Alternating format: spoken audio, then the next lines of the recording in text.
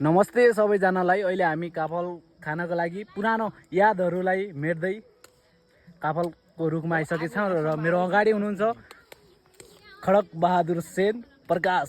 एकदम अनि हामी उहाँको अनुभव र आजको दिन र यो काफल खाँदाको अनुभव बताइदिनुहोस्। धन्यवाद मित्र दिनेश खड्काजीलाई। हामी चाहिँ यति बेला गुल्मी जिल्ला मदन गाउँपालिका साबिकको 5 वडा नम्बरमा छौँ। अनि यो चाहिँ एकदम काफलको देख्न सक्नुहुन्छ। काफल यस्तो पाकेको छ, कालोमा कालो महन्दा कालो छ है गाइजहरू। यो पाकेर एकदम मिठो पनि छ र धेरै पछि लङ टाइम पछाडि हामी यो काफल खान आएका छौँ। र यो काफल खाने क्रममा हामी समयले 3-4 भाइ जुरेका छौँ। यहाँ पहिला कालीकोट बसेको भाइ होइन, ए कालीकोट हामी प्राय शुक्रबार काम सकेर काफल खान भनेर जङ्गलमा जान्थ्यो कि जाँदाखेरि भाइ काफलका बोटा चाहिँ हुने गेडा नहुने, गेडा चाहिँ हरिया पनि त्यो बच्चा हाल्छ नि भित्र हड्डी नभएका तब आउँदाखेरि नचल्ने अमिला हुन्थे। भनेपछि तपाईँको अनुभव त्यस्तो भयो? त्यस्तो थियो। अनि त्यसपछि यसपालि चाहिँ घुम्नु जानुपर्छ, घरमा बस्नुपर्छ 2-4 दिन। पूजा पनि भएको अवसरमा चाहिँ काफल पनि एकदम खानुपर्छ भन्ने मानसिकता साथ यहाँ बुटामा हुनुहुन्छ दाइ। कान्छो दाइ यता हुनुहुन्छ भने यता हाम्रा फेरि इन्डियन फौजी लाउरे। बिल्कुल बिल्कुल। एक शब्दमा यो काफल खाँदा कस्तो भइरहेछ एक शब्दमा भन त, रुखमा भए पनि छुन मलाई त एकदम होइन। यिनी फेरि एकदम पर्फेक्ट रहेछन्। ल हेर्नुहोस् गाइजहरू, यो हातले बुटो छोपेको छैन, गेडा मात्र छोपेको छैन यिनीहरू फेरि। यो रुख चढ्नको लागि चाहिँ एक्सपोर्ट हो कि होइन। अनि त्यो भएर मलाई यो फेरि एकजना अन्त हप्सीभन्दा कम भइन्न। काफल चाहिँ एकदम छ कि यहाँ। ए रुख ढल्छ यार, ए मोटो मान्छे, यार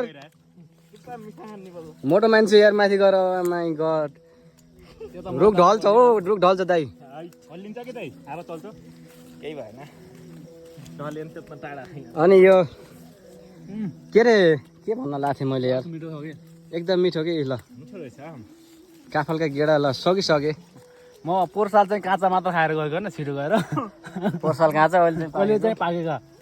अनि काँचो दाइ भनेपछि हिजो मासु पनि खाइएन कुलपूजाको? खाइएन, कुलपूजाको काफल खाएर बस्यो। काफल खाएर बस्यो।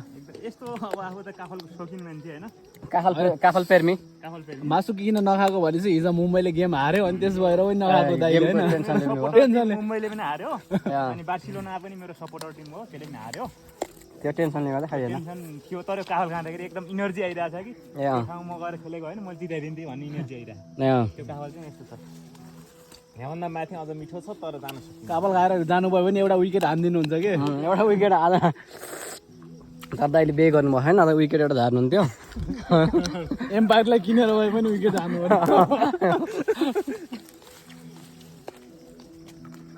हाम्रो माल्दैमा ओ नलडे है केटा दाइ भाइ किन लड्ने हो र।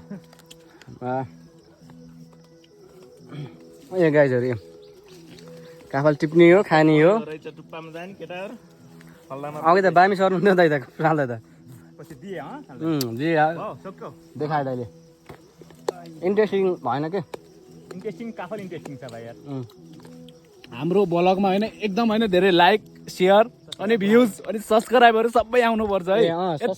यतिकै गरेपछि चाहिँ टक्क लाएर फेरि हाम्रो काफल खान दिन्छौँ नि हामीले होइन। बेरोजगार मान्छे पनि हो, तपाईँहरूले लाइक सब्सक्राइब गरिदिनु भयो भने चाहिँ केही आम्दानी भयो भने, आम्दानी भयो भने काफल मात्र होइन टिपेको यति काफल टिपेको छौँ हामीले। अनि कान्दाले आदि लगभग 2-3 माना त यहाँ हाल्नु भयो होला यतातिर। अनि भाइले पनि हालेको यहाँ यता पेटमा। फाइनली गाइज काफल पनि खाइयो।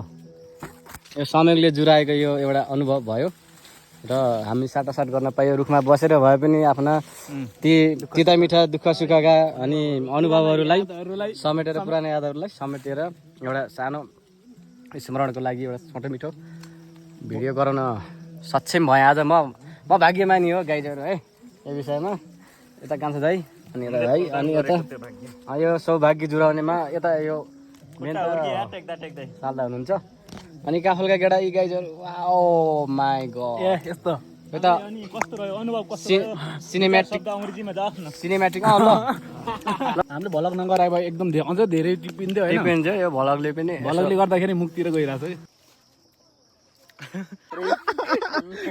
मान्छे चाहिँ वन मान्छे जस्तो सानो सानो है यहाँबाट ग्रुप फोटो खिच्नु पर्यो